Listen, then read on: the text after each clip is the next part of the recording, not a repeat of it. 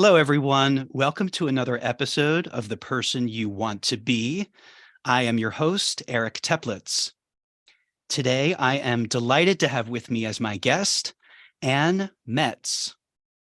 Dr. Ann Metz is a psychotherapist, researcher, and educator who focuses on psychedelics.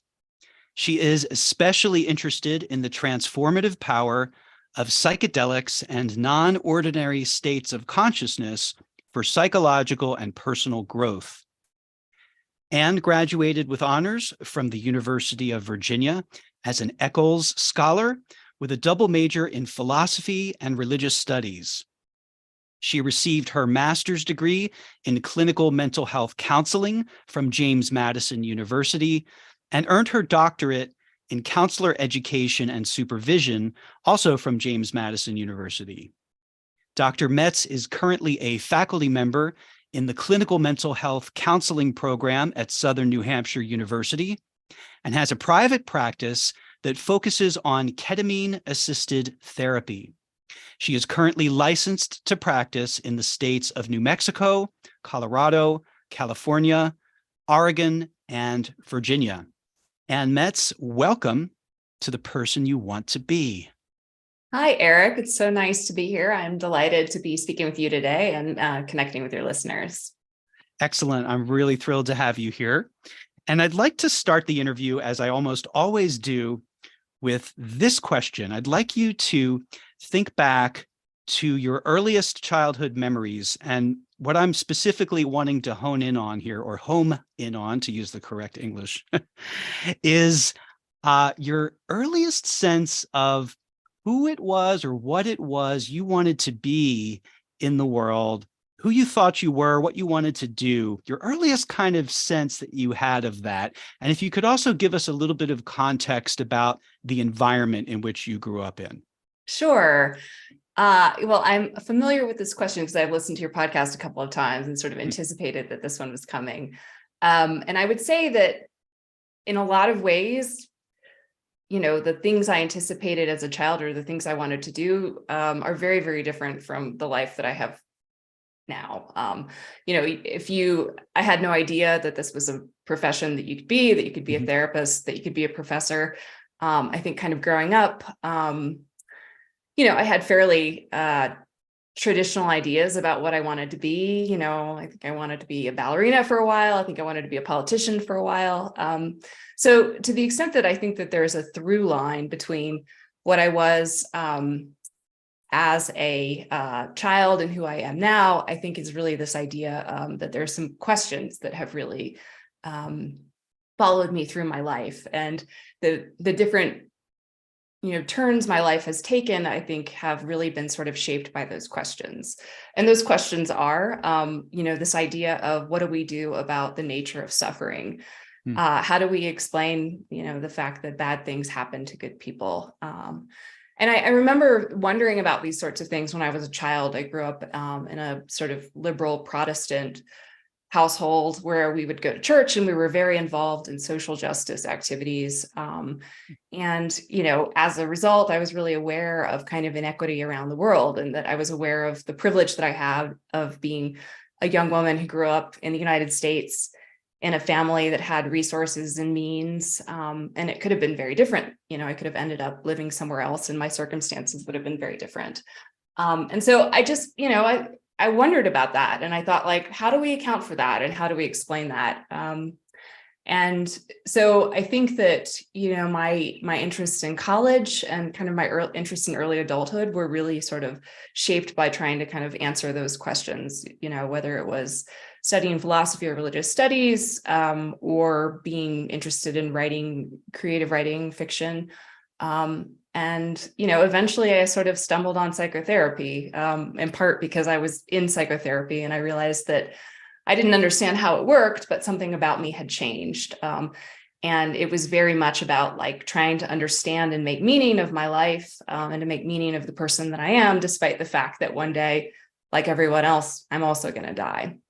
So I think that's kind of, I think that would be sort of what I would say shaped my experience as a young person who I thought I wanted to be.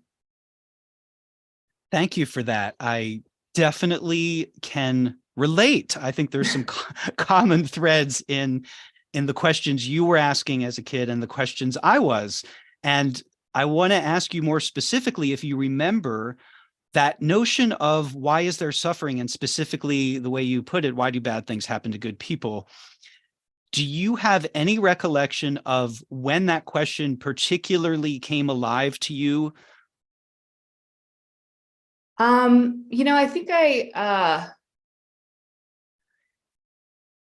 think it was in relationship to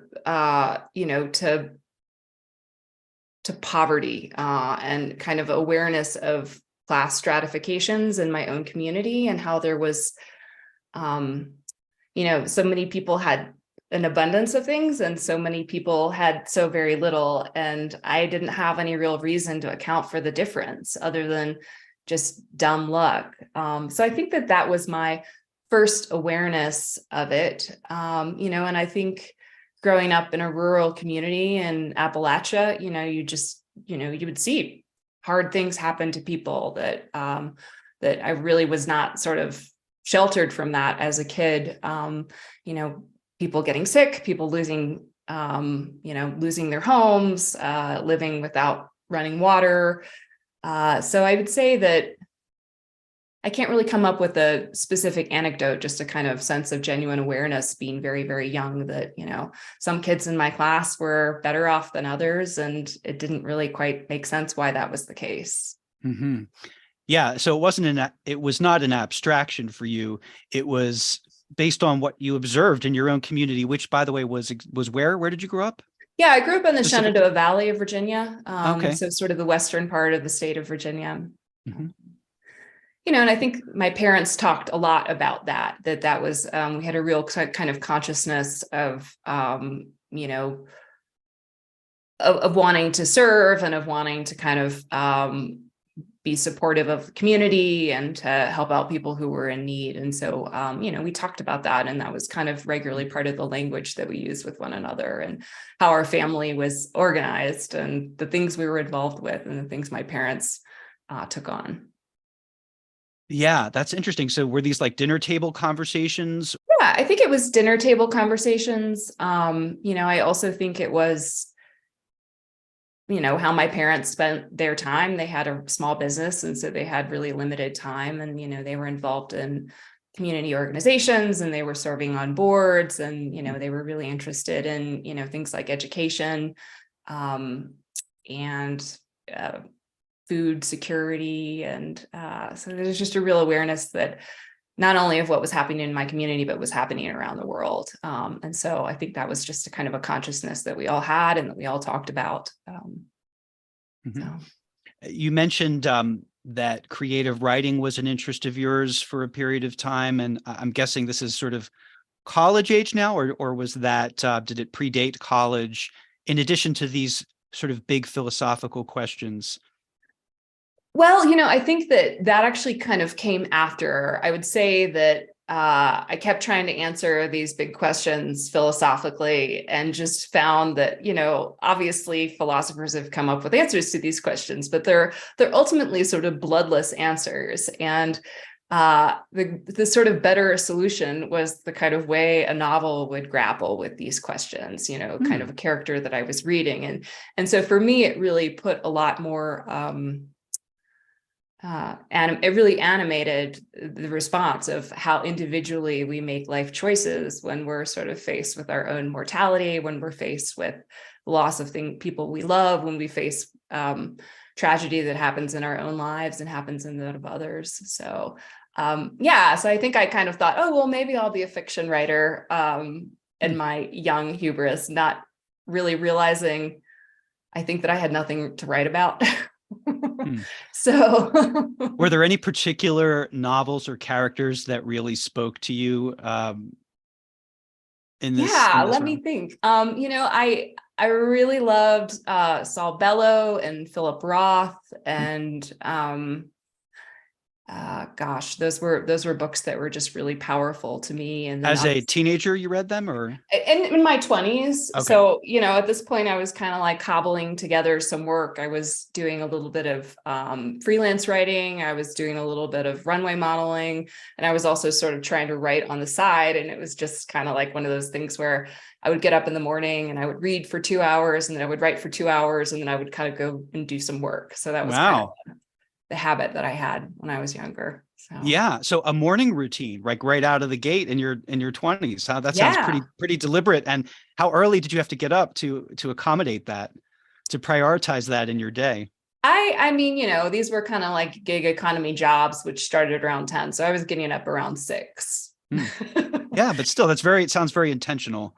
Yeah. Well, I had good advice. I had a professor at UVA who was a literature professor and just sort of said, well, this is what writers do. And I was like, okay, well, I'll buy that wholesale and just assume that if that's what I wanted to do, that's what I needed to do. And, it was good to start that discipline, and to have this expectation of just writing a little bit and being kind of unprecious about it.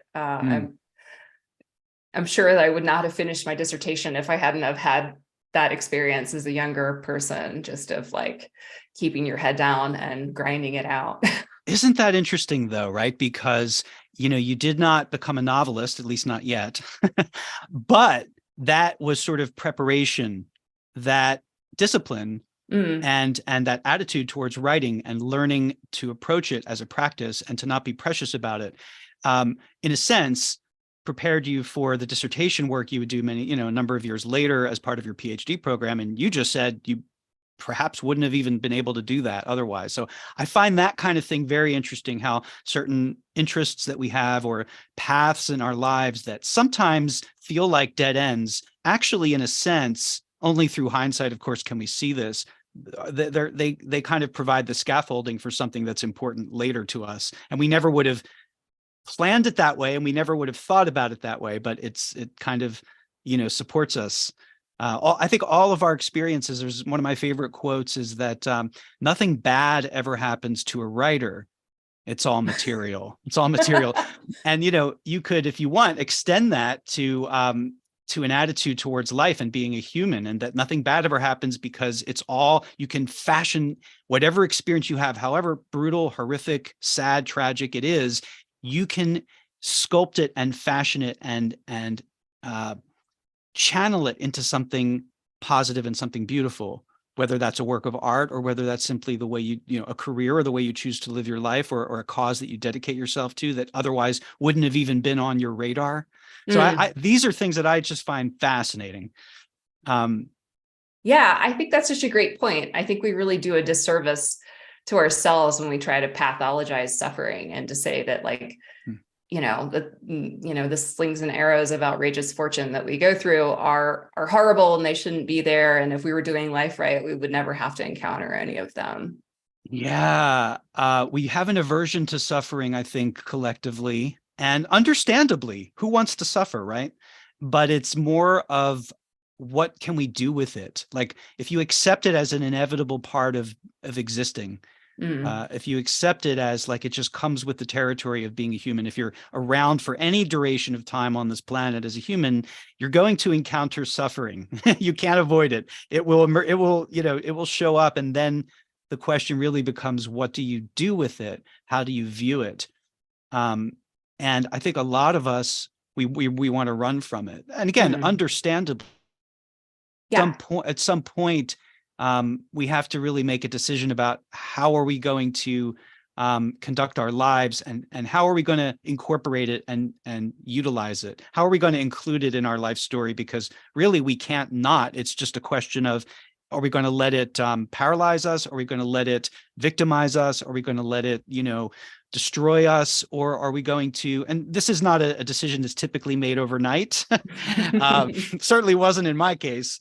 But I think it ultimately is a question that life begs us to answer. What are you going to do now that this has happened? And it's really hard to make sense of things. And even as a young kid, it sounds like you were baffled by why is there such a disparity? Why do some people have good fortune and others bad fortune, seemingly randomly?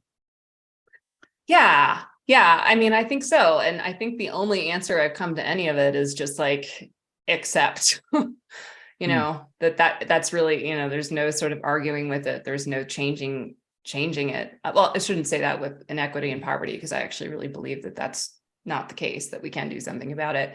But just in terms of just, the day-to-day hardships that we face, that, the more willing and we are to, accept them and to surrender them, the sooner the kind of wisdom and the empathy and the kind of lessons learned can kind of start to flow in, as long as we're fighting with it, we're not open to those. So, yeah, and life will allow you to fight and resist for as long as you care to. I used to joke that like I thought of this metaphor of like a brick wall. When I was young, I would like get like a running start and just run head first into the wall, maybe thinking I would knock it down, and I would end up just, this is all metaphorical, this is all but my head would be basically like a bloodied pulp, right, from doing that. And what would I do is I would get back, I would like, clean myself up and then get a running start again. And I would keep doing it over and over again and like not learn. I'd be like, no, like it has to be different. It has to be different. And just, bang myself into reality, and reality would always win. So I think it does start with acceptance before you can, figure out what to do about it. Not that things cannot be changed necessarily, as you point out, but it takes a lot of discernment even to understand what is changeable and what is not, and what can we do, what agency do we have and what agency don't we have. These are lifelong, I think, issues and questions. So you basically finished your undergrad with a double major in philosophy and religious studies. Were yeah. there any philosophies or religions or even just precepts from studying what you did that you really identified with, that stuck with you, or maybe that surprised you, or maybe that you adopted during the course of these studies? Yeah, I mean, I think I was really interested in existential philosophy and continental philosophy, in the 20th century. That was sort of the area that I got really excited about. And I think that the reason that they were appealing to me is that they were people who were preoccupied with these same questions, only they were grappling with an even more significant issue, which was just, the project of the Enlightenment ended in the Holocaust. And how do we make sense of our own humanity? How do we connect with who we are as people? How do we build lives in light of that going forward? And so I think it was, the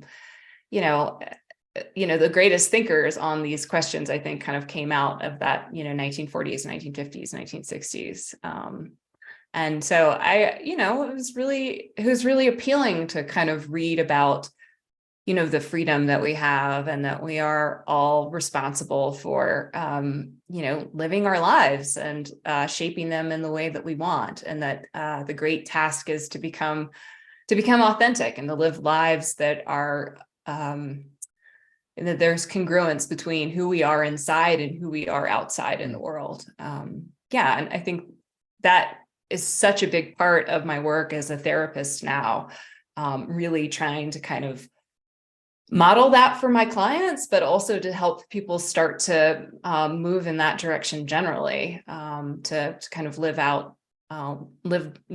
who they are, to become the person they want to be. Right. So, okay, a couple of questions before we get into your career as a therapist. Sure. So you mentioned that your parents were small business owners. Mm-hmm. And then you went off to college, you get this degree in philosophy and religious studies. So obviously all of, the big American corporations are banging down your door, begging you to come join and work for them, right?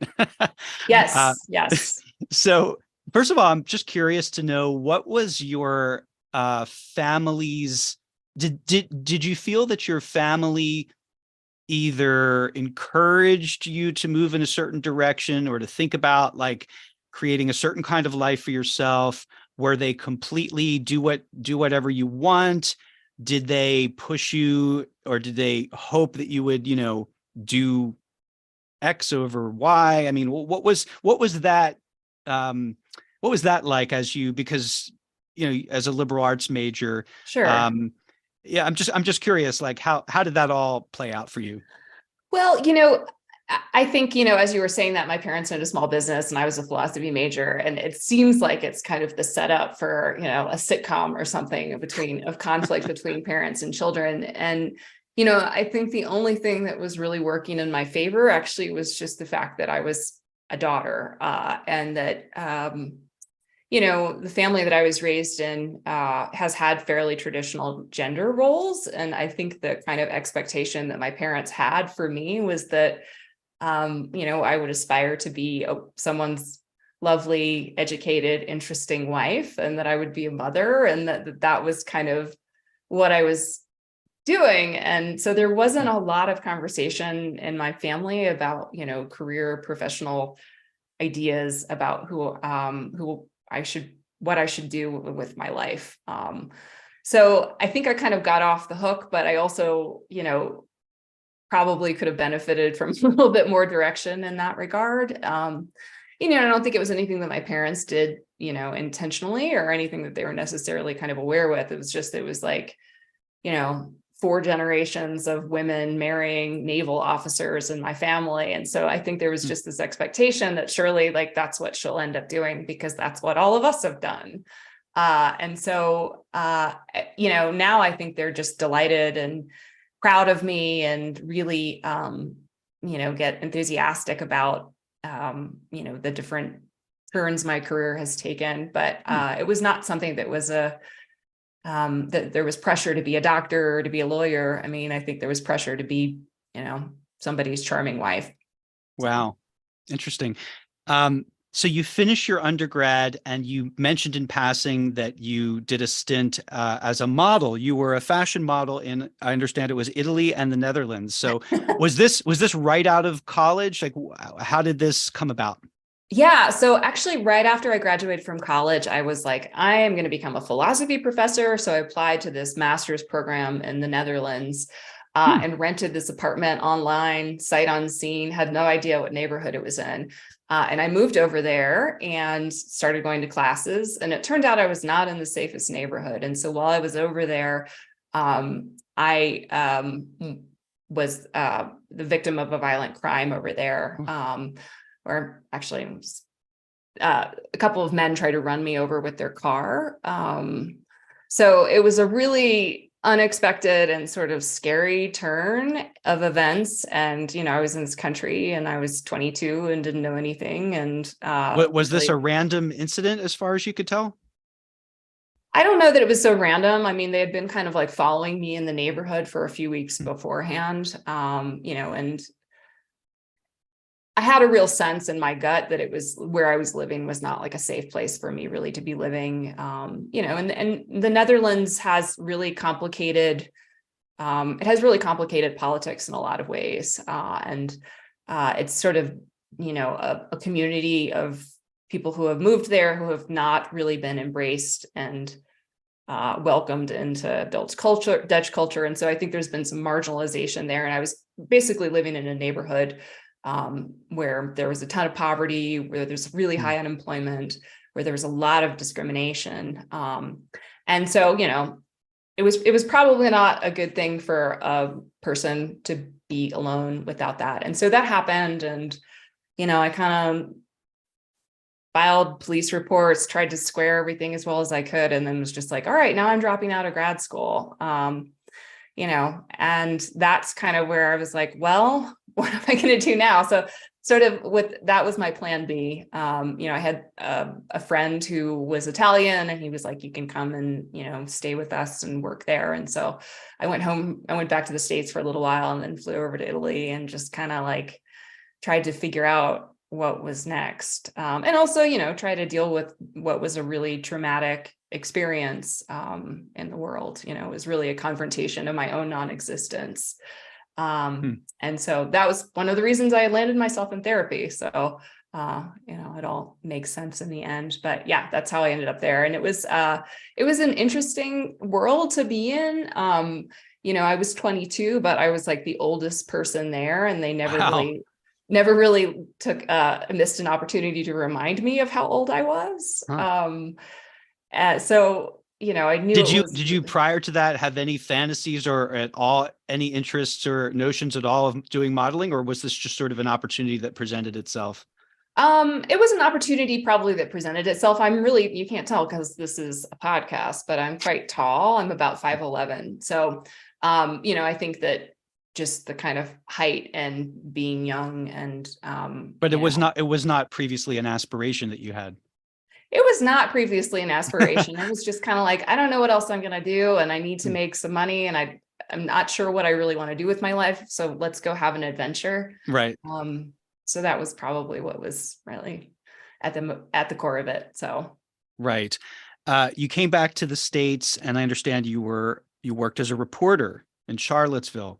Mhm. Do I have the chronology right? Is that basically what followed the European Yeah, that's adventure? basically what followed. I kind of had a little in because I'd worked in the fashion industry and so was able to kind of, do some reporting on, I wouldn't really say fashion things, but on kind of goods and services within the community. It was kind of a, weekly paper. And so, they would have articles about, this cool new store that has opened up. And that was basically a foot in the door into the newsroom where I was actually able to kind of start to write about things that were more interesting to me. So, so that's what I did afterwards and, reported on community issues and local politics and schools and things like that. So How interesting was that work, or was it not for you? there was a part of it that I really loved. Like, it was fun working in a newsroom. Everyone was really, really bright and creative and hilarious. The part of it that I didn't really like was that I was sort of using my skills of rapport building to kind of get information from people. And, that didn't really feel great sometimes, that you were always trying to like get someone to tell you something that they didn't want to tell you. And so I think, So it was ethically murky for you, or uncomfortable. yeah, it was, and I think particularly in a small town, there were, just some editorial decisions that were made along the ways that I still sometimes think back on and just absolutely cringe. Like, I can't believe I was asked to do that. I can't believe we wrote a story about that. It just, was not consistent. It wasn't consistent with my sense of integrity, with how I wanted to connect with people, with how I wanted to relate to others. It felt really transactional. Yeah. This is so interesting though, because I think that the 20s are such a pivotal decade, and it really is a time for, experimentation and trial and error. And your experiences, where you're kind of just stepping into adulthood, that you figure out what feels right for you and what doesn't. And you really can't know all of this in advance. You're kind of finding your way. But it sounds like this also was another opportunity to exercise your writing muscles, and having to do so on a deadline is a completely different experience as well. So again, possible preparation for your future dissertation work, perhaps. Yeah, yeah, absolutely. And I think, the newspaper was really a great relief. I think that it was a weekly paper. And so you put all this effort into something and then, it comes out and then the next week it like lines somebody's parakeet cage. So again, like, Puts things in perspective. yeah, you can't be that precious about it or, think of yourself as an artiste. It's just not that helpful. And it's also not that realistic, so. By this point, had you completely given up on the idea of pursuing becoming a philosophy professor? Like, yeah, I had, by this point, I had a couple of friends who were halfway through humanities PhDs and philosophy and religious studies. And, it just kind of felt like not only was the content feeling like it was less compelling than it once was. Again, like I used the word bloodless earlier, and I feel like that's really when it became clear to me that it was kind of a bloodless exploration of the human condition. And also I just recognized that, the academic job market that I was going to be going into was not what it was 30 years ago. And there weren't full-time tenure check jobs that were available in the same sort of way. And so it just felt like, I don't know, I can be pragmatic. And I think that was kind of a pragmatic decision, and a really ultimately a very good one, because I didn't really know what I wanted to do. And I think what you were saying earlier about there's no substitute for experience, and experience precedes wisdom, and really getting out there in the world and like figuring out what I didn't like, what I did like, what worked for me, having to do some major high level problem solving. That was all really good, useful stuff. And I'm glad I didn't kind of put all of my eggs in one basket early in my life. Yeah. So if you are willing to go here, I'm interested to know about the role that therapy played in your life at this stage of your life. And also, what was how long of a gap was it between your finishing your undergrad degree and then when you decided to enroll in the master's program at James Madison? Yeah, I guess it was about 7 years there. Yeah, So so that's a 2010. significant amount of time, right? I mean, Yeah. so if you could guide me and us through your journey, and you can incorporate therapy to whatever degree it's relevant, of trying on these different identities, fashion model, newspaper reporter, and until kind of this coalescing into a decision to enter grad school with a good deal more maturity and life experience than someone just doing so, generally speaking, right out of college, and then deciding on that counseling was something that was of interest to you. Yeah. I think the kind of way to sort of start this story is just to say, like, I guess I have weird luck. For all of the ways I've been like incredibly lucky and incredibly blessed, I've also had just very weird, unlucky things. I mentioned the situation of what happened to me in the Netherlands. I mean, that's really a very strange thing to have happen to someone. And similarly, were you physically hurt? I mean, did you actually get hit, or was it like what? What was the? I got hit, but I was able to get up off my bike and kind of run through a park. Before they were able to get after me. So I wasn't seriously injured, but you felt they were out to kill you. Mm-hmm. Wow. Yeah. I mean, anytime that someone's in a car and you're on a bike and they're chasing after you. Yeah, it can't lead to a good thing. And in college I had when I was very young, had gotten involved with, a fairly terrifying boyfriend who was considerably older than me and really violent and abusive, and really kind of made sure that my world got smaller and smaller and smaller. And eventually, when I kind of got the nerve to end things with him, he really freaked out and, began following me. He showed up at my house fairly regularly, with a gun, demanding that I let him in. And so I'd had this traumatic thing happen in college. And of course, this was 2001, 2002. And so we didn't have a lot of language around interpersonal violence, or we didn't really talk, most states didn't have stalking laws.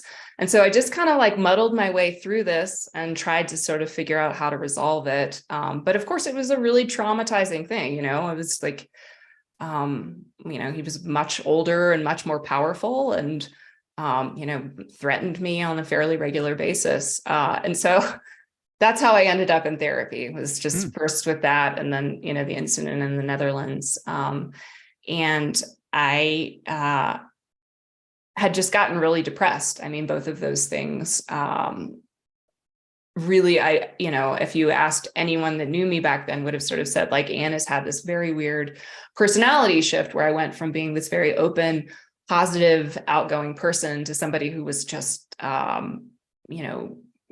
bitter and cranky and just cruel to people who cared about me. And so, I didn't come from a counseling or a therapy family. And so it was just sort of like, I think probably a suggestion of a friend that I start talking to somebody, and, started talking to someone. And then, 7 years later, really had noticed that, I had grown and I had healed, and I didn't know how it had worked, but, I just was a really different person. And when I say different person, in a lot of ways, I was the person that I was before all of these things had happened to me.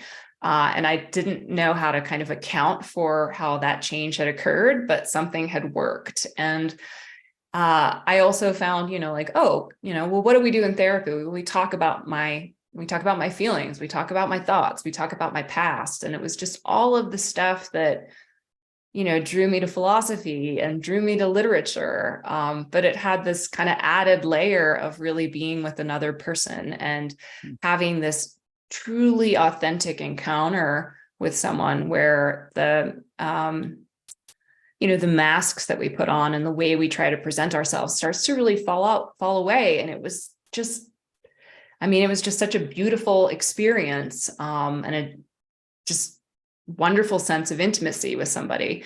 And so I just kind of thought, like, I think I could do that. I think I'd like to do that. I think that is a good use of my energy and my compassion and my interest in other people. And so, same time, the newspaper industry was kind of going through a real recession. It was 2008 and newspapers were closing. And I kind of saw the writing on the wall. I was like, you can do this at your own time, or you can do it on their timeline. And, that was when I just made this decision to go back and to go to counseling, to go get a degree in counseling.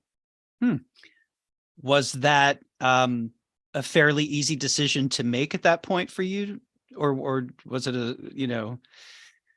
were you torn? I think decisions are always really hard. any worthwhile decisions, right? Otherwise, Yeah. I've heard it said that if it's not difficult, it's not a decision. Yeah, but my father has given me really great advice about decision making, and it's really like, I stand by it. He's like, just make a decision. If it's the wrong decision, you can undo it.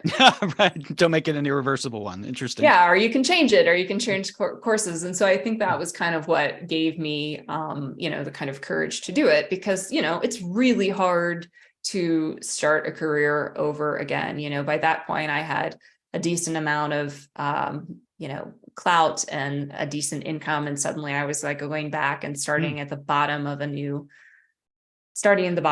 career. And so it was scary. And I have a lot of respect for all of my students who are career changers, just because I remember very vividly, like, oh man, this is the riskiest thing I've ever done. But like you moving to California, I also consider it the best decision I've ever made. Yeah. I think that, there's no one size fits all formula for making good decisions in life, let alone like great decisions. They only really become apparent to us in hindsight most of the time. But I think that it's worth being very intentional and reflective. If you're deliberating over something that feels important to you. And I think that what helps me reach sort of a tipping point is if I can make peace with, if I can tell myself this decision will have been worth it, even if it doesn't like work out as I hope it will, it will still be worth it. Like it's still worth exploring this path and seeing what's there. And if I can, detach from it, from an outcome, and if I can really being honest with yourself is obviously vitally important. But if I can honestly say, worst case scenario, this doesn't work out, and still feel that it's worth doing, worth exploring, then I know the decision I need to make. That sounds like a really good litmus test for your decision making, and just kind of trusting that you'll sort it out regardless of the outcome. Yeah. And also being honest, or, really like taking an inventory of what am I giving up by making this decision? What am I losing? And reaching a point where you're okay with that, like you're willing to do that, whatever the result. And it's not, again, typically an overnight. I guess it could be an overnight in some cases, but it typically requires a lot of deliberation and reflection to really like understand, okay, this is the known. I'm giving up the known for the unknown. So what are the things that I'm giving up, and what are these things, which of these things perhaps are irreversible versus not. That's also has to be factored in. And then, and if you can get to that point where it's still worth it, then, I'm a diehard Beatles fan, and one of my favorite lyrics ever is from the Abbey Road medley when Paul McCartney sings, "Out of college, money spent, see no future, pay no rent, all the money's gone, nowhere to go." And later he says, "But oh, that magic feeling, nowhere to go." So having a sense of adventure, I think, helps too. So you bit the bullet. You made this courageous decision. You're going to change careers. You're going to give up the newspaper career. You also saw the writing on the wall and could tell, like, these days, my days there are probably numbered anyhow.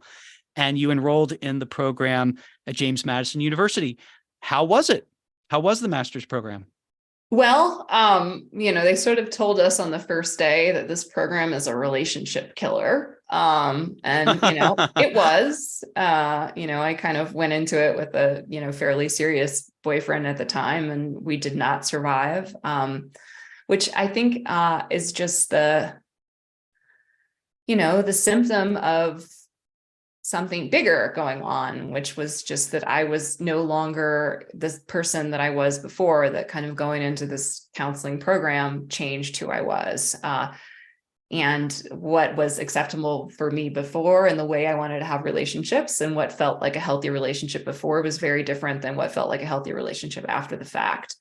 So that was a big part of what that was like, was just, the personal change that came about, and constantly working on myself and recognizing where my own blind spots are, where my own experiences bump up against what my clients are telling me. We would call that, of course, countertransference, and really trying to kind of use that as a sort of an opportunity to transform.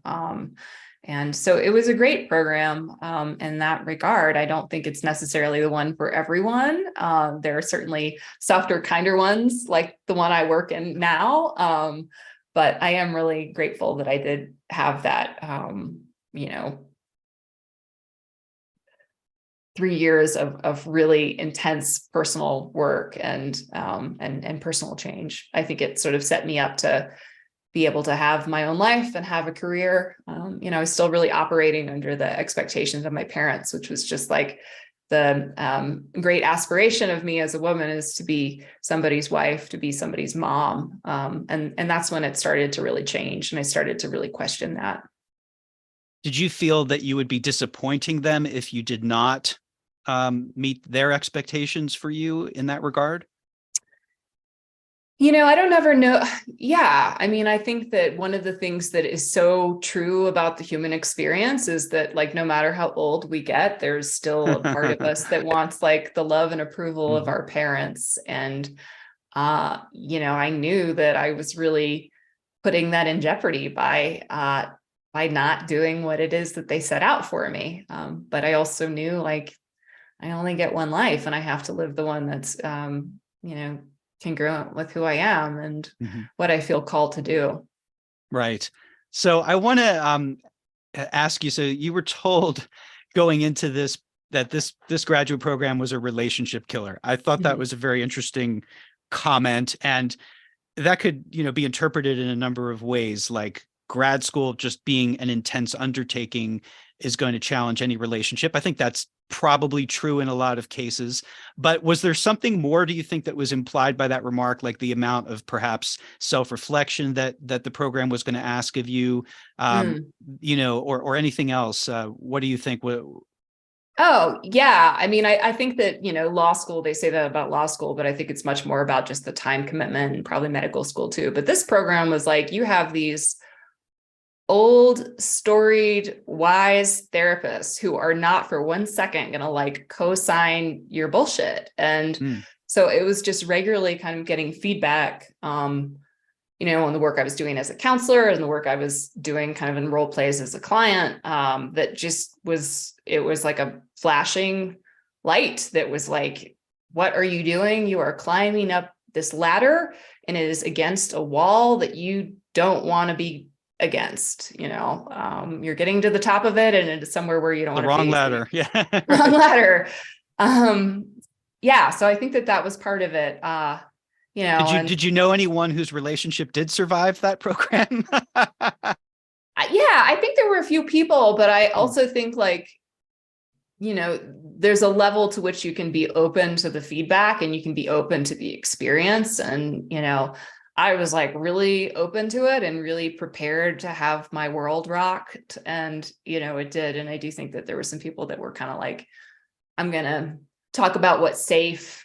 I'm going to talk about things that don't really, that are, that are a little bit more superficial and, surface level. And I think it's kind of easier to kind of get through that way. But So what made this program particularly, it sounds like harder than others, like for instance, the one that you currently are a faculty member in, it sounds like is what you were comparing it to. Did this have a reputation for being that way? yeah, I think it did have kind of a reputation for being that way. I think it was really, emphasized personal growth and, trying to be genuine and be authentic. And, it wasn't just that the students were doing this, our faculty members were as well too. And so it was very, Sounds like there was a commitment among all parties to value personal growth and to value authenticity and to value facing difficult things. yeah. Yeah. And the scale probably had a lot to do with it too. It was a really small program. The one I teach in is quite big. And so there was a real relational component to it, where, I was very close to my faculty members and they knew me really, really well. And, and I also understood what they, the sort of model that they had, which was just this, grounded in kind of existential philosophy and existential therapy, which is that none of us have the answers. We are all just fellow travelers trying to kind of navigate this unclear, murky path that we're walking down. So yeah, I mean, I think it's probably changed and probably gotten a little bit softer now, which is probably for the best. I mean, higher education has had a lot of changes in the last decade.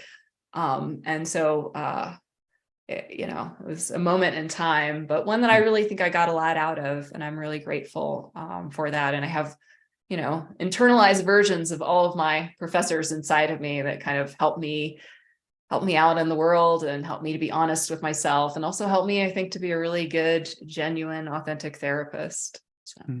Beautiful. One last question that in regard to the choice you made to go into this grad program versus the choice you made coming out of your undergraduate degree to go study philosophy in the Netherlands. I'm just curious to hear what your thoughts are in regard to the comparing those decisions. How would you compare them in terms of how thought out they were and anything else?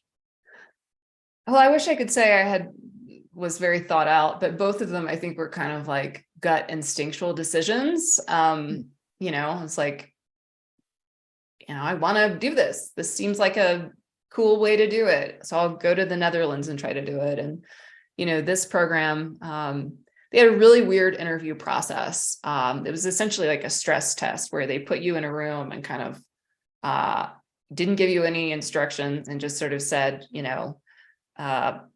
Socrates said that the unexamined life is not worth living. What do you make of that? And, so it was basically like one of those things where they were trying to sort of see who would perform and be kind of like this fake student answer versus who would be like really, who would, share something about themselves that was sort of personal and that was complicated and messy. And it was such a it totally threw me for a loop. And I was like, what just happened? And I was like, I don't know what that was, but whatever it was, that's what I want. Like, that's the sort of program that I want. I want something that's going to change me and and challenge I'm you. going to learn something about myself through. And so I think that was a pretty compelling experience. And I had done other interviews where they like ask you pretty standard questions like, who do you admire? Why do you want to be a counselor?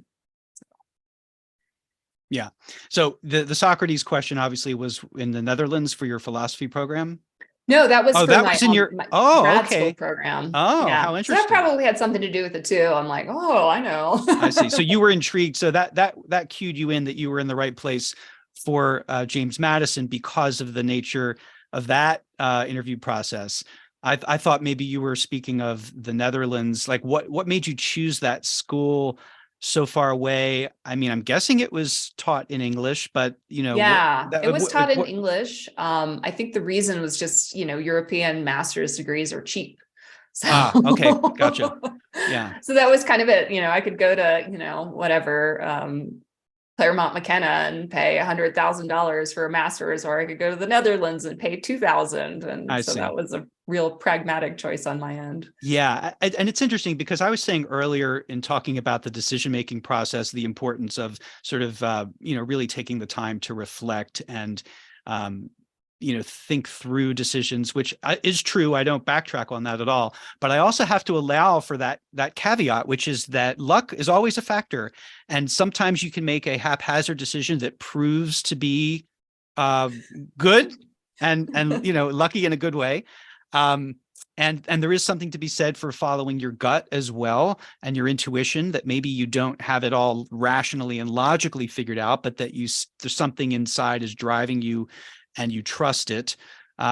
So yeah, I mean, I think that needs to be mentioned, just that in decision making, there's no surefire way to guarantee a perfectly good decision. Mm.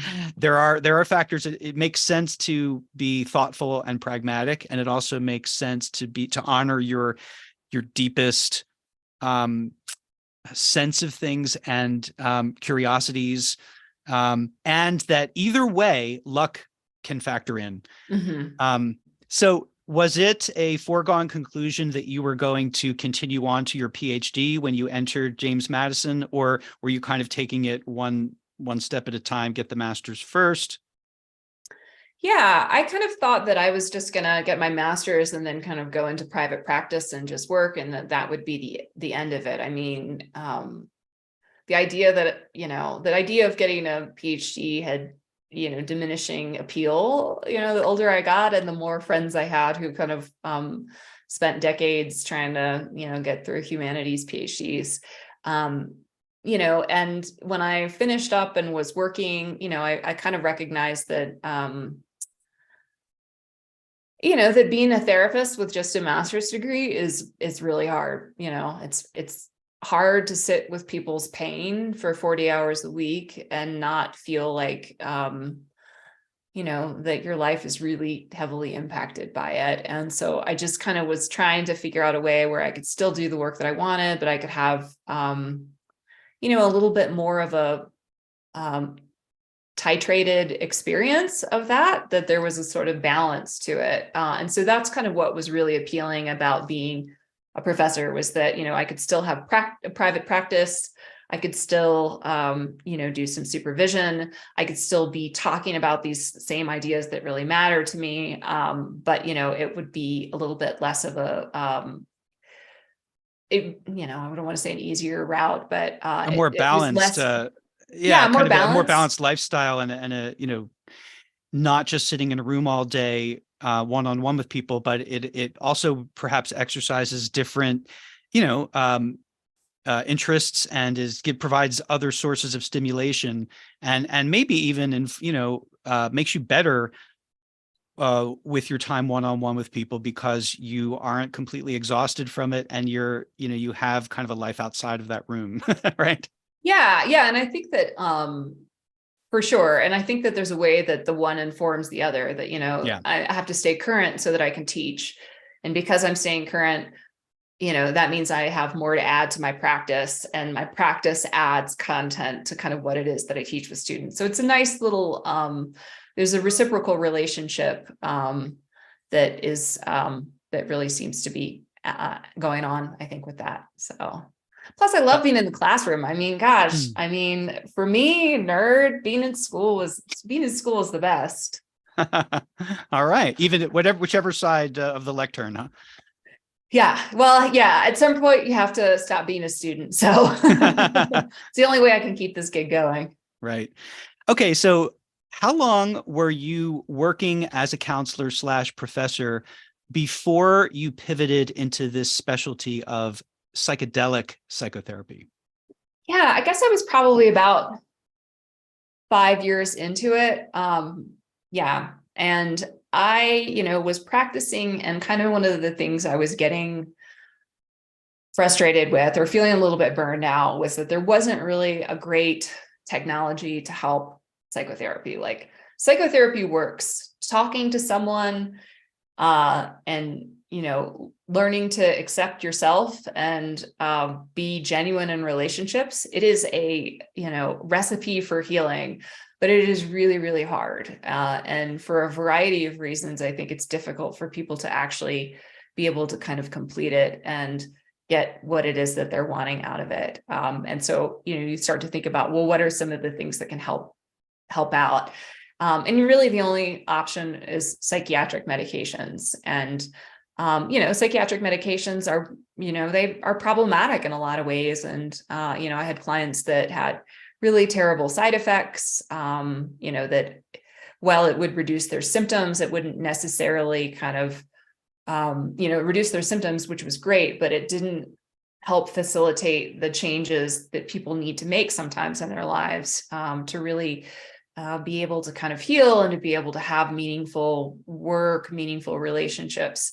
And so I just was like, this is just never going to get better. And I was really just feeling like I kind of just want to stop for a while, because I feel like I just felt like I was getting stuck and I wasn't that effective. And then, I was taking a road trip in 2019 and I read Michael Pollan's book, How to Change Your Mind, and really had no awareness of the history of psychedelics within therapy. And there is, of course, a long tradition, not only just within psychotherapeutic traditions, but, within indigenous and ancient civilizations of using these medicines for healing. And so I just thought, oh gosh, well, this is kind of interesting. And the kind of character and the quality of the healing that it offers, I think, is really remarkable too, because it isn't just a sort of symptom reduction thing. It's really about how do we heal the deep wounds that we have as people, that we've inherited from our ancestors, that we've inherited across traditions, that we've inherited from being in the civilization and the cultures that we live in. And I think, psychedelics really offer a lot of promise for that. So that was kind of how I got started with it. So Michael Pollan changed your mind. He did change my mind. Yes. It's funny. I actually met him once. Interestingly, the professor who told me about the 2 hours of reading and the 2 hours of writing a day is good friends with Michael Pollan. And he came to Charlottesville, and we were all in this yoga class together. And, this was before How to Change Your Mind came out and before Michael Pollan really became a big name. He had just written this book called The Botany of Desire. And, I had lived in the Netherlands, and a couple of the chapters about The Botany of Desire about cannabis and about the tulip craze. And so we had this really funny conversation about the Dutch. So yeah, he changed my mind. Yeah, I'm familiar with the book, and there also was a Netflix series based on the book that are both fascinating and both really worth checking out. Had you had prior experiences personally with psychedelics? And, if so, what were those like, and how did those factor into this pivot you were going to make professionally? Yeah. So, I mean, in college, I was pretty experimental and just was like, oh, I'll try what drugs are available to me, and had tried mushrooms and thought it was fine. I didn't really think it was particularly exciting, or particularly wonderful. I tried it and I was like, I don't really think I need to try to do it again. So my experience was not really, that impressive. But of course, what we know about psychedelics and what makes them work is, of course, the set and setting, and the context that I took them in when I was in college was just like recreational, trying to have fun with friends. And so there wasn't any intentionality around the mindset that I had or around the setting in which I was using them. And so the fact that I didn't get much out of it is probably no surprise. So that was kind of the experience that I had. But reading that book, really, I think thought, okay, well, if I were to sort of adjust those things and not consider psychedelics as a recreational thing, but to use it for psychological or spiritual growth, how might that shift things? So your experiences weren't like a revelation, but they also weren't terrible. Right. Yeah. It was just a kind of that was like an interesting evening. Right. I'm curious because I've heard you speak elsewhere to the fact that now I am a bit older than you are, but I believe we are maybe perhaps the same, generationally, we grew up in a similar environment of the 80s and Nancy Reagan and Just Say No and all of that. And also it sounded like you described a sort of traditional family upbringing. So I'm curious, when you first you had a pretty, it sounds like almost cavalier, willing to experiment attitude towards drugs in college. Was that, how did, what's my question here? My question is how influenced were you by the sort of don't say no culture and or whatever messages you got or didn't get from your parents in regard to drugs? Well, I would sort of say that even though I kind of grew up in a traditional family, I've always had a wild streak. I remember my friend Sarah's mom telling my mom when I was like 5, like, oh, you're going to have to watch out for Anne. So I think that, kind of factor in that whole layer of being like a little bit of a free spirit and also just kind of being like, well, I'm experimental and I want to have, a reason to like something, contempt prior to investigation is no good. Right. So, I mean, I think I, stayed away from drugs when I was in high school, and it really wasn't until college that I got interested in them, which I think is closer to the age that it's appropriate. I mean, we know now that brain development keeps going until 25. And so I'm always like, the longer you can delay your experimentation into your 20s, probably the better off you are. But, I mean, I was running with I would say wild group, but they weren't. They were nerds that they were druggy nerds for the wild side, druggy nerds. Okay. All right. So you discover Michael Pollan's book, and I understand that you had an experience as well shortly thereafter with psychedelics. Yeah. So, while I was on this road trip, my life was sort of falling apart. And now this was what year? This was 2019. So It was fairly recently. Prior to COVID though. Prior to COVID, the summer before kind of COVID started. And, my partner of 6 years, had sort of dropped a bomb on me, that he had relapsed. He had been in recovery for about 10 to 15 years and had started using again and had gotten into some professional trouble as a result of that. And this really came as a shock to me. I kind of had no idea. I mean, I knew something was up. I knew that I was like really unhappy in the relationship and had gotten very depressed, but I didn't know what was really going on. And so, I found this out and sort of realized that, what I thought my life was like and the direction and the trajectory it was taking, it was not quite that way. So I was on this road trip. I was by myself doing some soul searching and listening to this book, and met someone on the coast of Oregon who had a surfboard and a mustache, and he had some psilocybin mushrooms. And so I got some from him and took them and tried to be as, from what I learned in the book, as therapeutic as I could, or at least as intentional as I could. And, I was falling asleep later that night, like well after the medication, after the drugs had worn off. And I heard this voice, and it was my own voice, but it was in my head. And it said, you can change your life. You don't have to wait for life to pick you. You can do this. You can choose what you want. And I obviously had mentioned before that, the great expectation for my family was, of course, that I would be someone's lovely wife, and that I think was the example of this sense that I had to like wait that I was like waiting for life to choose me. I was waiting for a husband to choose me. I was waiting for my employer to choose me, that I was sort of sitting there and just hoping that somebody would notice me and hoping that my life would like unfold the way I wanted to. And it had never really dawned on me that I could do it any differently. And so as straightforward as that might sound to some folks listening, like, what, of course you can choose, dummy. Like, it hadn't really occurred to me in a real way that I actually could kind of pick my life and live it in the way that I wanted.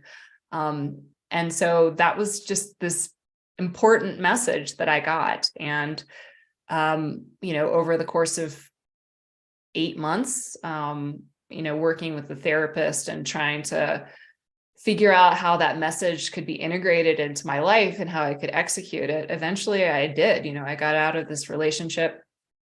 I sold my home. I moved out west, and, I really started over again, kind of with the understanding that like anything that I want in life, I can choose it, that I'm really responsible for making these choices, and sort of waiting around for everybody to select me and make things happen is just never, ever going to pan out.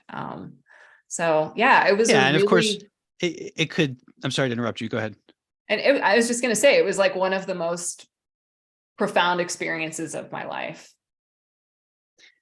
Yeah. It sounds like it was a very much in the epiphany category, and things that are seemingly obvious on the surface are often not that way internally to us. And Mhm. and even if we understand something intellectually, it's a completely different thing to really get it, Mhm. to really like sense it and feel it and internalize it. And it sounds like it was that was the experience that you had, and you attribute that to the psilocybin. Yep, I do. And I think you're right. There's a great distance between the head and the heart. You can know something Or can be. intellectually, and it's very different to sort of know it in your heart, know it in your body, have a felt sense of it. And yeah, I mean, I had done a lot of therapy over the years, done a lot of meditation, been very involved in, other sorts of self-help and improvement things. And I just really think that that psilocybin sort of unlocked something inside of me, which was this inner healing wisdom, this kind of inner wisdom that I have. And I think that was what was profound. It wasn't like it was this idea that was from outside of me. It was really me being able to kind of listen to my truest intuition. Hmm. And that something about that substance allowed me to access it and allowed me to listen and take it seriously. Yeah, and it sounds like timing played a part too, right? Because Sure. you were on this, solo road trip, and you were sort of on maybe a quest for self-discovery of some kind, or at least certainly of of reevaluating your life.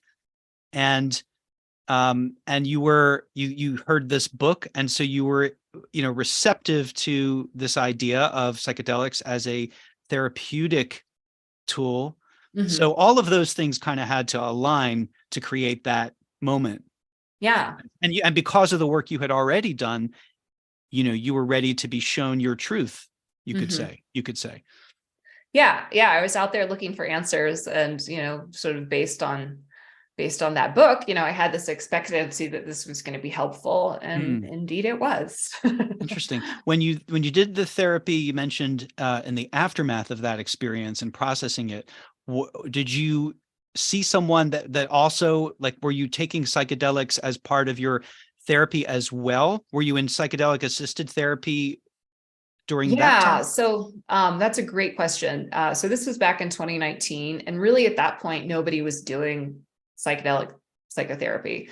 People were doing a little bit of stuff with ketamine in California, but certainly not where I was in Virginia. And so I was in traditional talk therapy with a very good provider who, had a particular orientation and style of working that lent itself really well to, the field of psychedelics, that we were used to talking about dreams. We were used to talking about, um, you know, fantasies that I would have of great fears that I would have, daydreams, things like that. And so it lent itself really, really well to exploring it that way. And I just sort of told him, I was like, Gary, we're talking about this and I'm going to keep doing this. And, he was kind of like, all right, well, you're an adult. And so it was just one of those things where I really did this on my own, and I would kind of report back and we would work together and we would sort of integrate it. And then I would sort of think through like, okay, well, what do I want to know next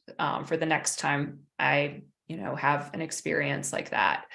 And so it was kind of, over the course of a year and a half or so, kind of by the end of it, I would say, where we would just sort of work with the content. And he didn't have any specific training, but I think he does now. So That's interesting. So I've seen it somewhere. I picked this up that you, and I'm quoting here, you completed a 6-month apprenticeship with an underground psychedelic guide in Portland in 2020. Is that this person you're speaking of? No, yes. Or So is this that was something just my else? regular therapist, who incidentally does live in Oregon now. He's out in Bend. But this was kind of when COVID hit and I was living alone and, like everyone else, just trying to pass the time, and This was in started. Portland? You were? No, I was in Virginia still. Okay. Yeah. And I happened to kind of come across the Portland Psychedelic Society, and they were having all sorts of great Zoom talks about psychedelic therapy and about psychedelics and how to grow your own how to grow your own mushrooms. And I happened to catch this woman's presentation who did a talk on low dose psilocybin journeys for the treatment of trauma. And I was just so impressed with her understanding of trauma-informed care and her kind of like facility with the literature around that, and she was also sort of talking about how we can use psychedelics to really heal in this way. And this is why it works. And she was presenting this idea of kind of doing low dose work so that people are still able to kind of talk and have some control over it, but their defense mechanisms are just really softened a bit. And so what might feel too challenging to talk about in a normal therapy session, people are really able to access and explore kind of using this low dose model. The Michael Pollan talks book is much more about the kind of higher dose model. And so I just kind of emailed her afterwards. I guess this is me and my weird luck, like I randomly am watching this Zoom thing, this woman is doing it. And then I email her and I'm like, do you have an apprenticeship program? And she indeed did. So so that's kind of how I started getting training, was through her program. Got it. And did you have an eye toward, so like you were obviously thinking about doing this yourself, incorporating, that hence this apprenticeship, right? You wanted to incorporate it into your own practice. Did you have any notion at that point? How vague of a notion was that, or how clear were you on what you wanted to do in your own practice?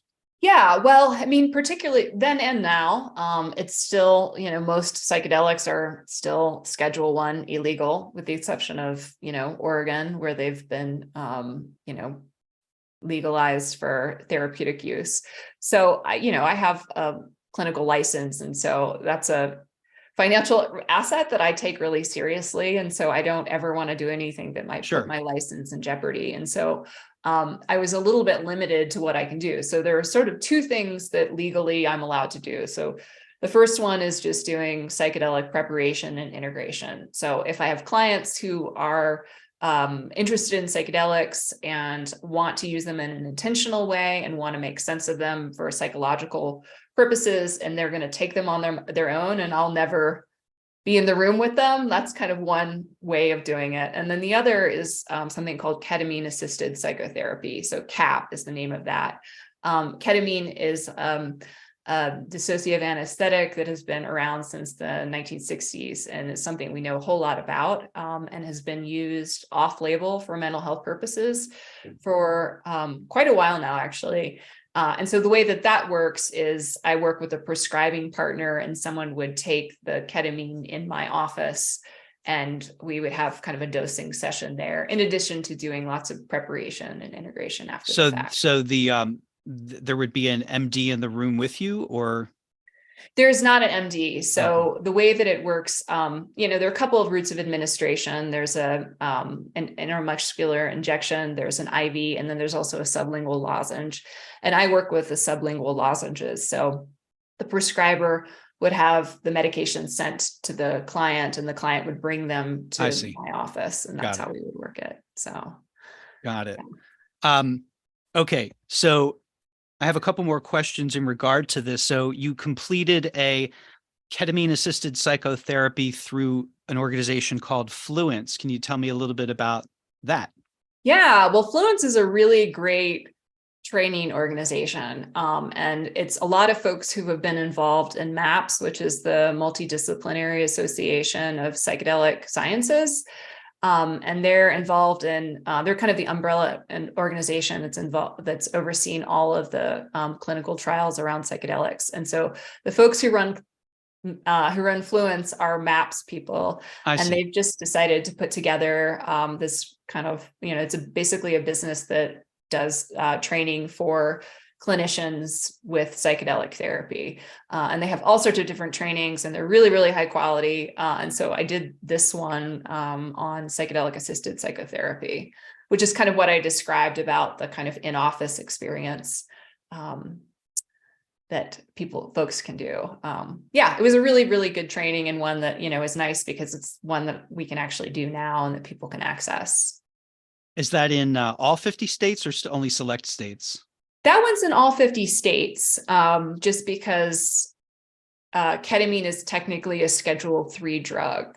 It's used really frequently in anesthesia for general anesthesia. So if you've gone under for A surgery, colonoscopy, right if you here. had a colonoscopy, then you probably have had ketamine before. Yeah. And they use it, in emergency rooms. And so it's pretty readily available. It's inexpensive because it's a generic thing.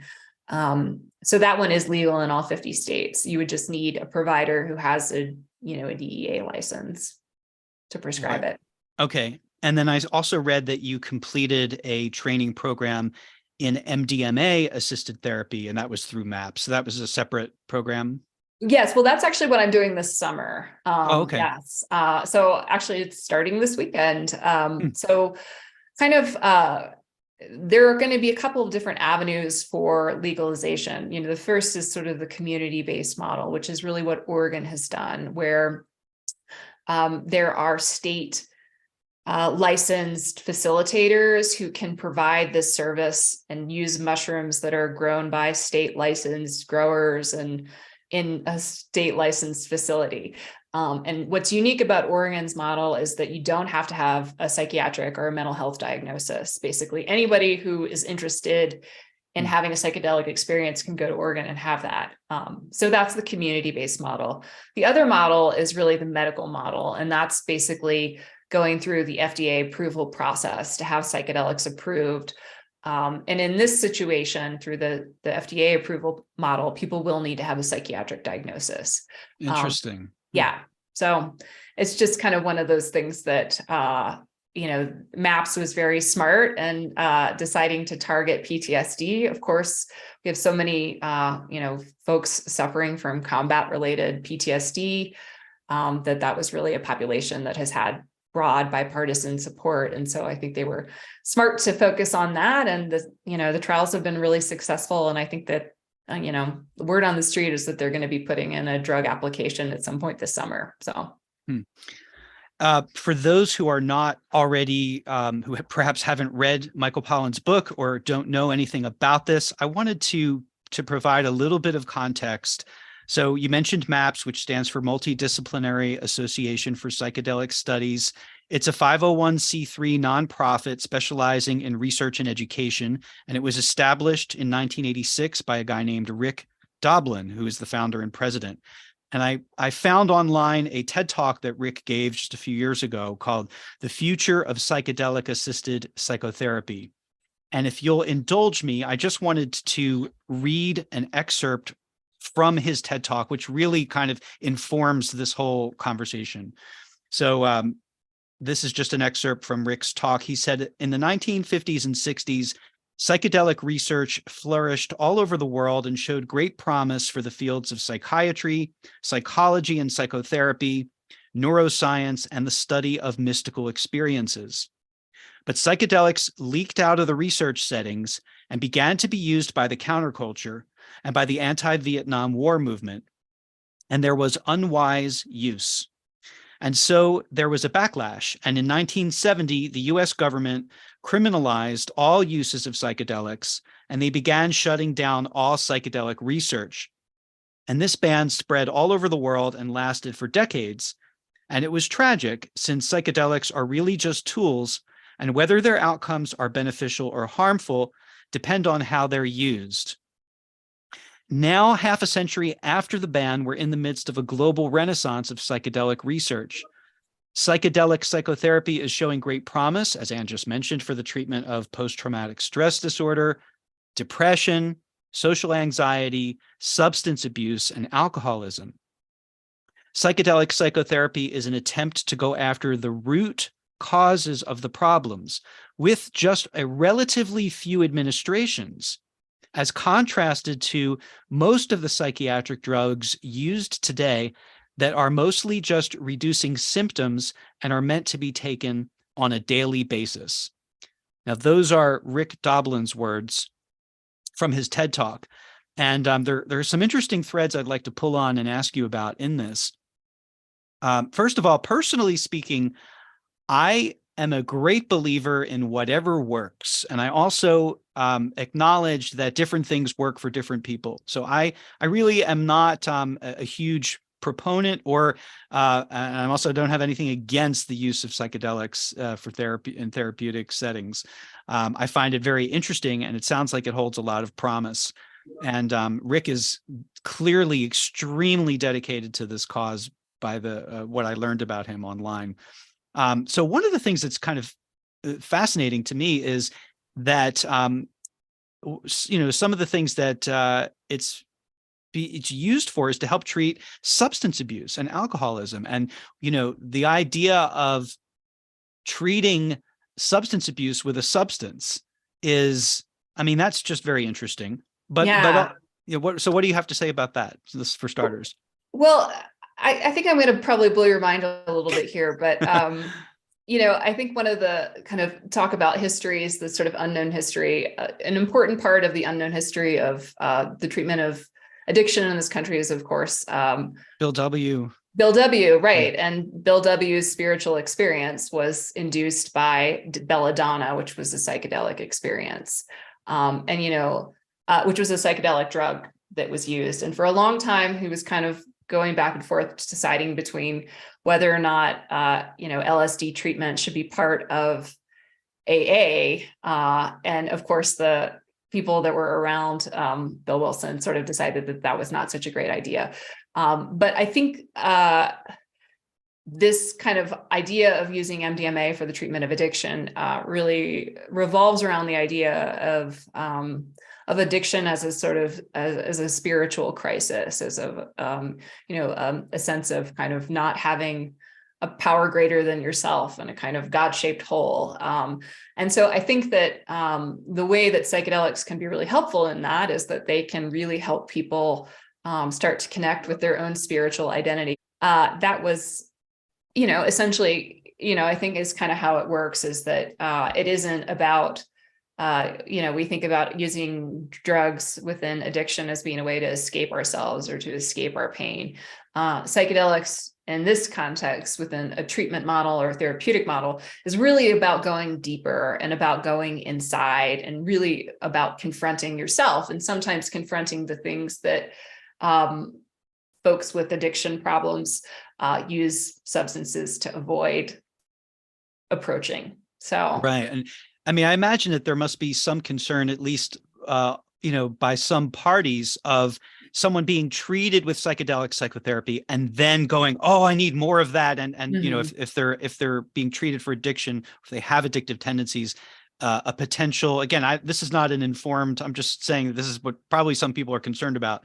Could a patient then become addicted to a psychedelic substance? And what are your thoughts about that?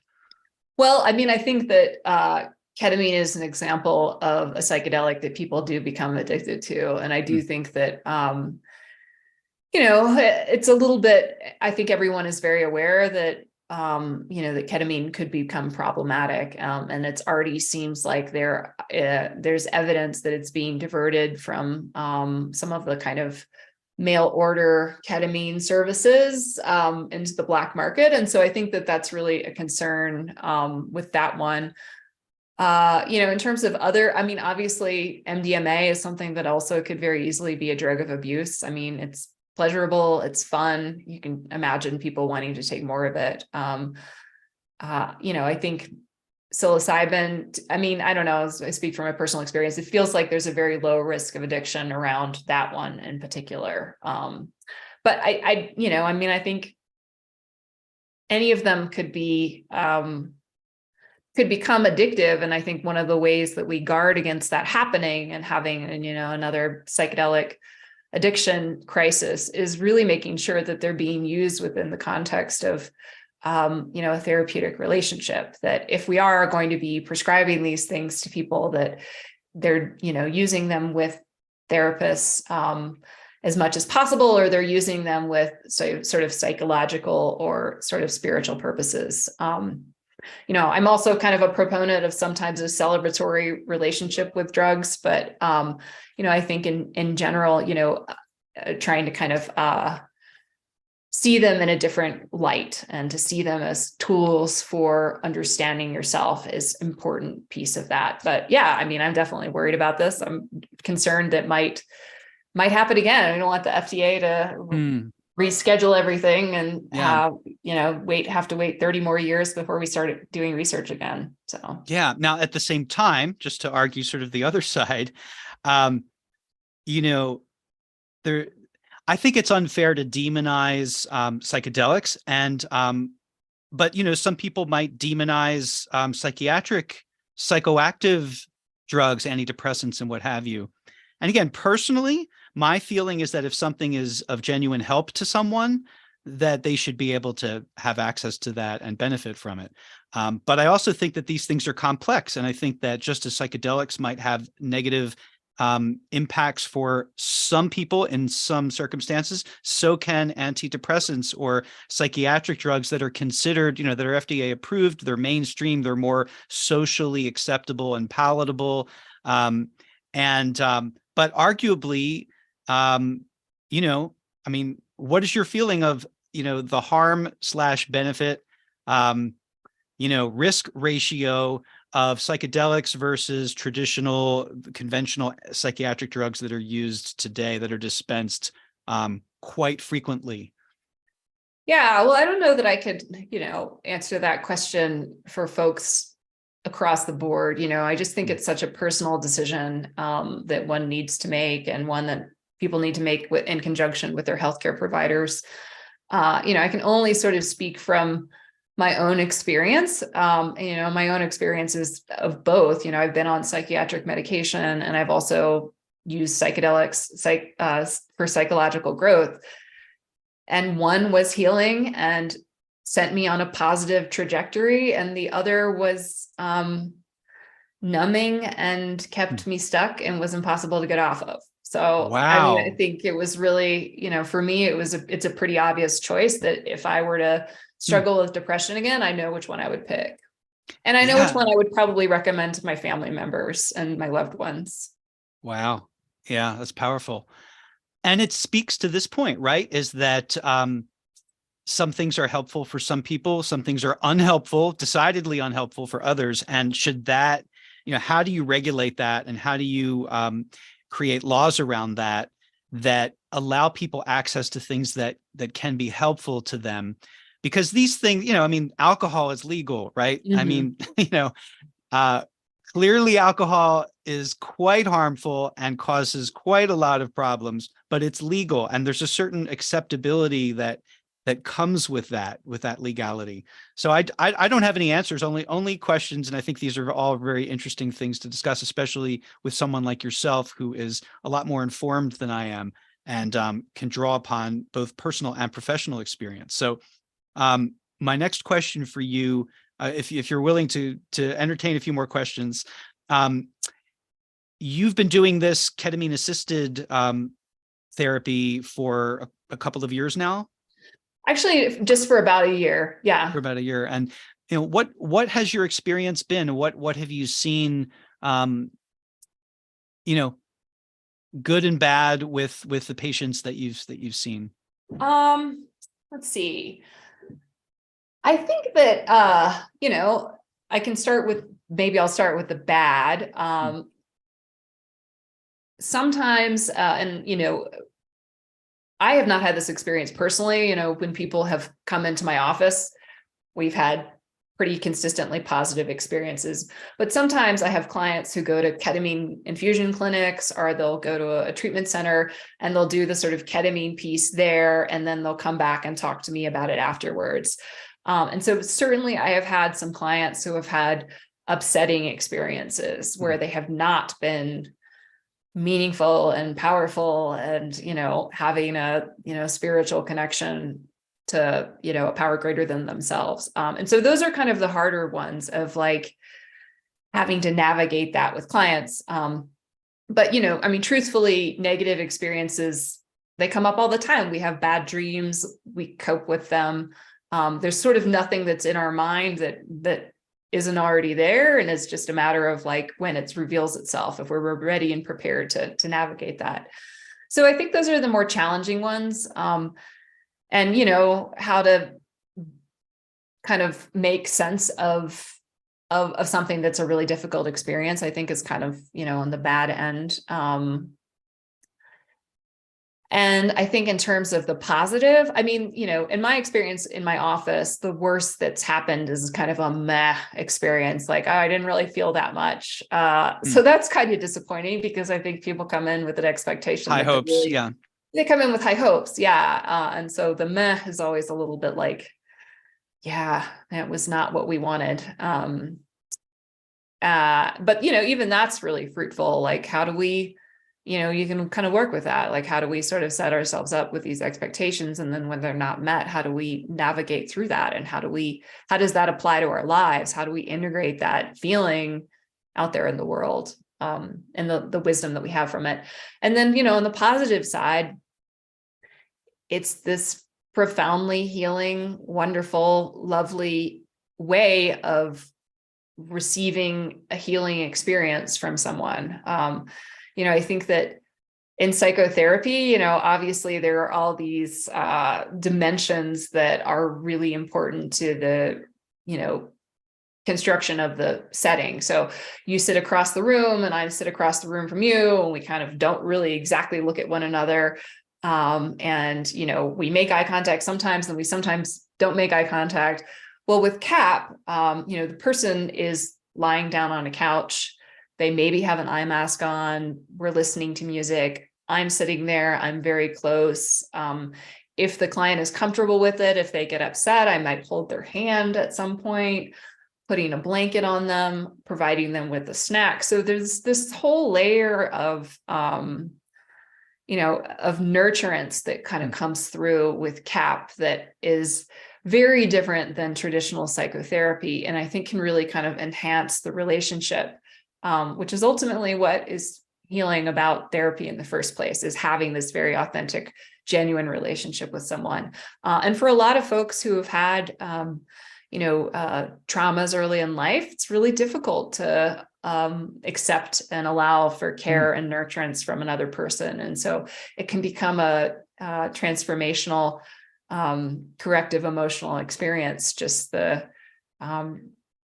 process of CAP. And of course, that isn't even touching on the therapeutic work that we're able to do, because people are able to access and tap into, not only traumatic experiences, but I would say their own inner healing wisdom, that kind of sense of what they need, of how to heal themselves. The body is amazing. We don't have to tell, we get a cut on our arm. We don't have to tell our arm to do anything. It just naturally, scabs over and heals itself. And I think the same is true with psychological wounds, that if we can kind of get out of the way a little bit and allow our own healing wisdom to do its work, we can really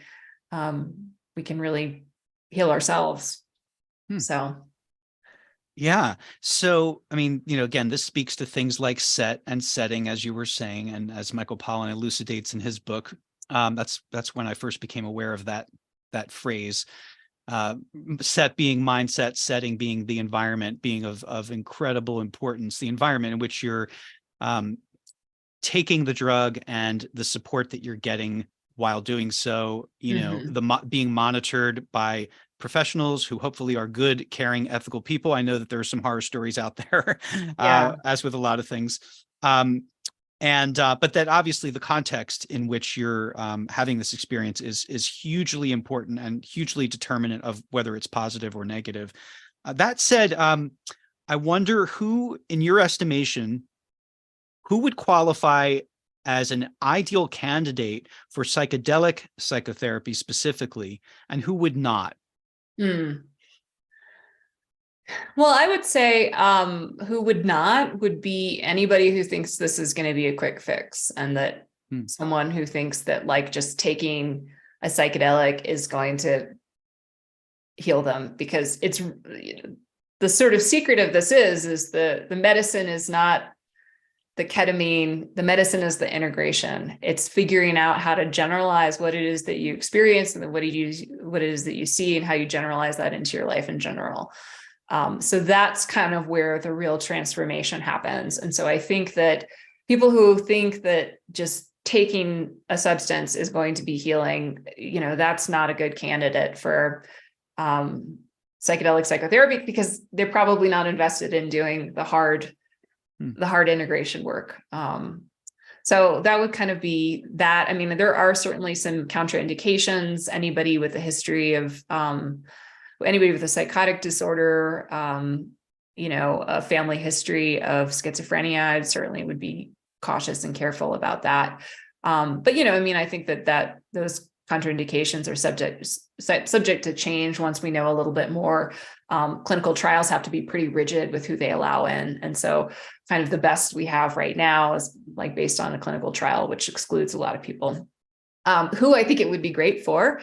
I think anybody who has done therapy and feels like there's more work to do, and they just have hit a wall on it and want to go further and aren't sure how to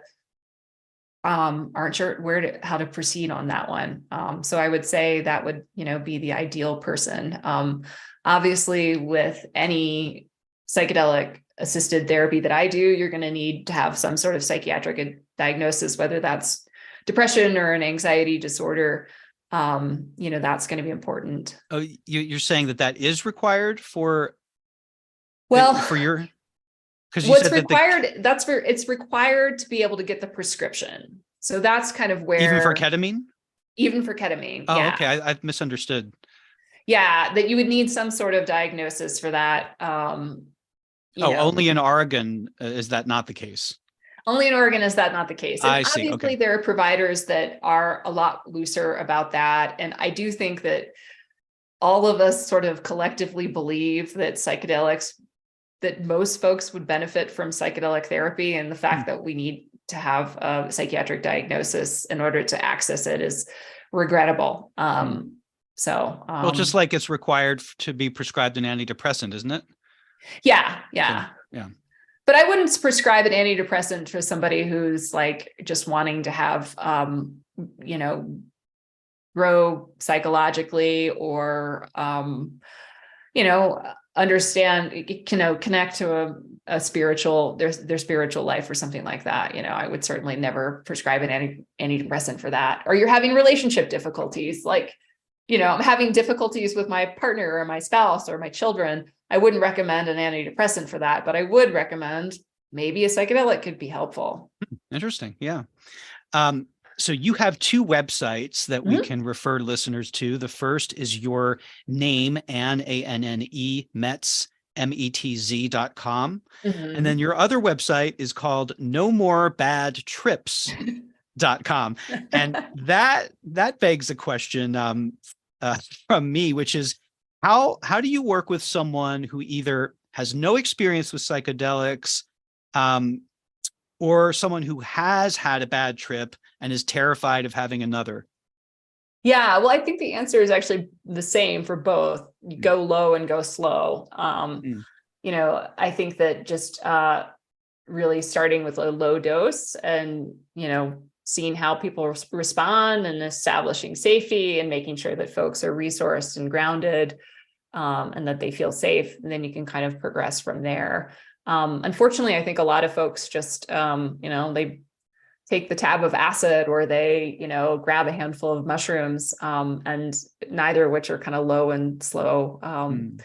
So I do think, I think that's kind of the best way to proceed really with anyone, even if somebody has a lot of psychedelic experience, just because even if they have psychedelic experiences, chances are they haven't had it in the context of a setting where they're really truly able to surrender. And if you're able to surrender, you really don't need those big high doses. You're able to just kind of be open to the experience there. And so. Fascinating. Yeah, it sounds like really these are just tools to help people open up and have receptivity and almost allow the healing to occur, as opposed to holding tightly to maybe outdated defense mechanisms that are actually keeping them from healing or doing the necessary work. That's what it sounds like from what you're saying, and that the psychedelic is only beneficial as insofar as it allows the patient to do that. And if the patient can accomplish that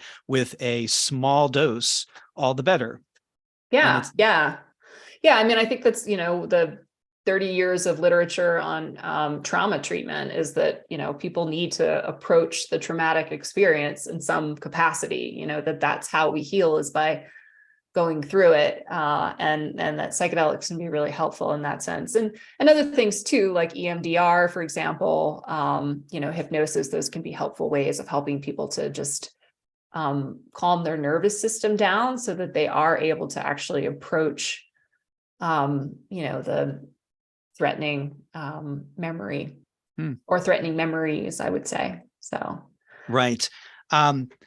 Ann Metz, thank you so much for this great, enlightening conversation. I really appreciate your candor. I really appreciate your, honest and thoughtful answers to all of these questions, both about your personal and life and professional life. So I would, in closing, I would be interested to know, at this stage and phase of your life and your career, who is the person that you want to be moving forward into this brave new world of perhaps, a much more available realm of psychedelic psychotherapy and otherwise? Yeah, it's funny, as you were saying this, the word healer pops in my head, and I think that kind of as this comes online and this starts to take off, I really hope that that's the, the space I'm able to hold in my community, is that of a healer. Whether that's folks who come to town, who are coming to Taos to go skiing, and want to do some psychological work, or just, the community that I'm living in. So I'm hoping that that's the person that I become, and that I can take the lessons and the skills I've learned along the way and put them to good use. I love it. That sounds great. And, on your bio, you also mentioned that it says, after taking more than 20 years off, I have picked up skiing and pottery again. I make it a habit to take up new activities that I am not good at. Being a perpetual beginner helps me connect with my students who struggle to learn new psychotherapy skills. I am a big believer that being bad at something can be good for you. Yep. I just started tap dancing lessons yesterday, so I'm really feeling that one right now. I love it. You mentioned how our brains develop, well into our mid-20s, but of course, neuroscience has found that neuroplasticity is a real thing, and it's not like it suddenly halts at 25 and now you're fixed and stuck and that's exactly who you're going to be the rest of your life. And that there is that our brains are our neural connections are constantly changing, constantly in flux, and the activities that we do will reinforce or de-enforce, if I just made up a word, the strength of particular connections. And I think that's fascinating, because it means that there's always room for growth, and there's always room for learning new things, learning new tricks, as it were, and stepping into new versions of ourselves that maybe we didn't think were even possible for us. So thank you again for everything you've shared, and I look forward to learning more about this subject and seeing what the future holds for it. And I wish you all the best in Taos, New Mexico. Oh, thanks so much, Eric. This has been a great conversation.